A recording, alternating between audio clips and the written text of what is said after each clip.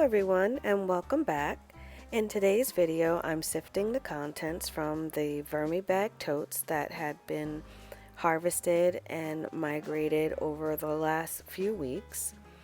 Here I use a 4-bin system, and the furthest to the right bin is the unsifted material. In the middle bin is the sifted material that has gone through 2 filters. So I have a top filter, which is the coarse, and then a fine on the bottom, and all the material that goes through is what I end up saving.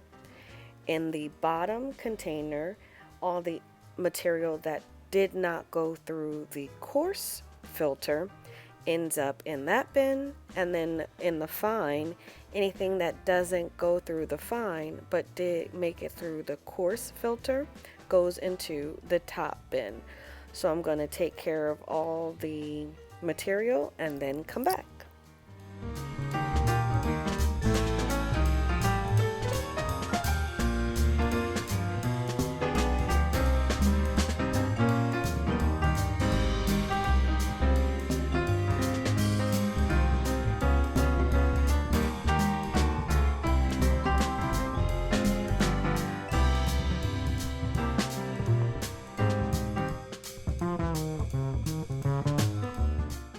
Once all the castings have been sifted, I have 3 piles.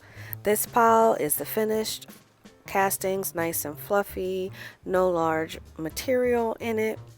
In this bin, it's slightly coarser, it's got some large material, and this will be going into the totes again. And then this material is all the really coarse stuff, which will be going into the Vermibag Mini. Once I have added the material to the totes, you can see it on the right hand side. It looks a lot different than the material that's in the bin, and I'm going to incorporate it into the bin. And typically I don't have a problem putting the finer material into the bin. The finer material doesn't dry out the castings in the totes or the Vermibag totes. The coarser material I have to put into the Vermibag Mini, which stays a bit wetter. That way it doesn't dry out the other bins. So the material in the Vermibag totes is looking very good. It's nice and fluffy, not overly moist, not wet or soggy. So these are just going to get a regular feeding. And all I had this week were carrot tops and some carrots. So they're just getting carrot greens and their regular grit and then getting covered up. Oh, and I also did add cardboard to them since they're restarted bins. I try to build up the material in the bins each week until I get a level that I am comfortable with. So I'm adding additional cardboard this week to the bin as well.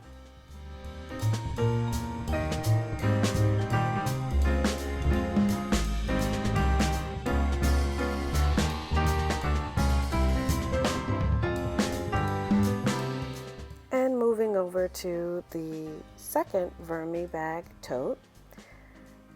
This bin as well was looking pretty good. It had some worms on the bubble wrap, which is okay. And the material in it to the left had the finer castings from the sifting put into it. So I'm just mixing everything in as I did before. There isn't a lot of food that's left over in this, so it's due for a nice size feeding as well. So just as with the other Vermibag tote, I'm going to do a layer of food, which is the carrot greens and the carrots, some cardboard, grit, and the bubble wrap.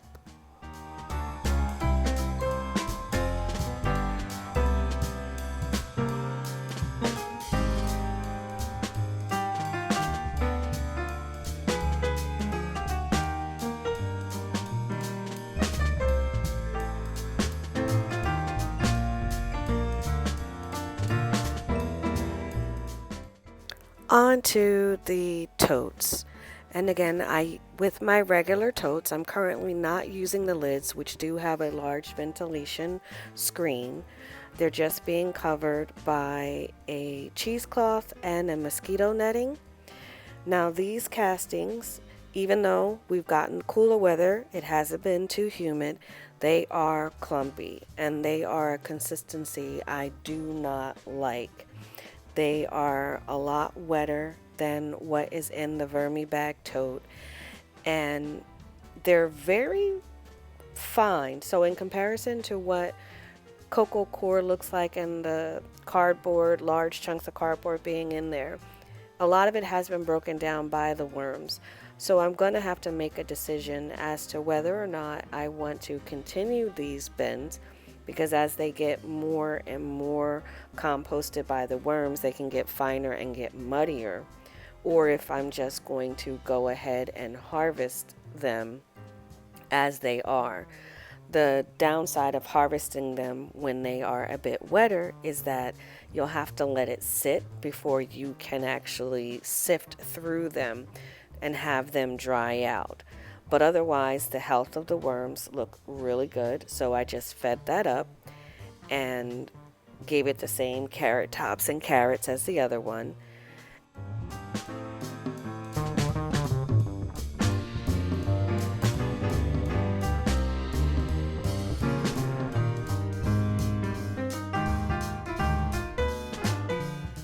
And my second regular tote has pretty much the same conditions as the first regular tote.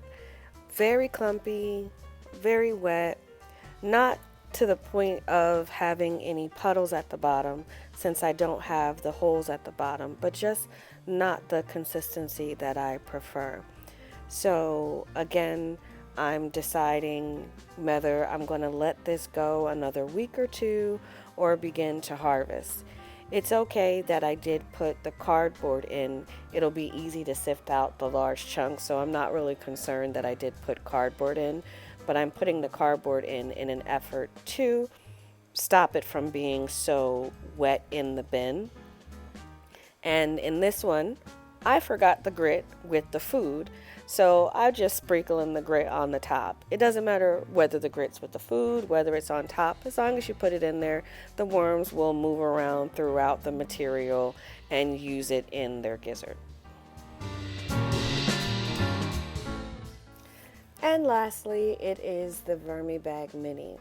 Now, even though the health of these worms is very good and they're all pretty much at the top, this is overall the clumpiest bin I have. The material is not fluffy, it's very cake-like and mushy. So this bin, I'm going to do extra cardboard in it to try to help eliminate all of the additional moisture. I'm kind of shocked at how much moisture is in this, considering it is the Vermibag, and usually this is the drier of the bags that I have. So I'm putting cardboard at the bottom, a layer of food, and cardboard at the top of this one in order to cut back on the moisture content.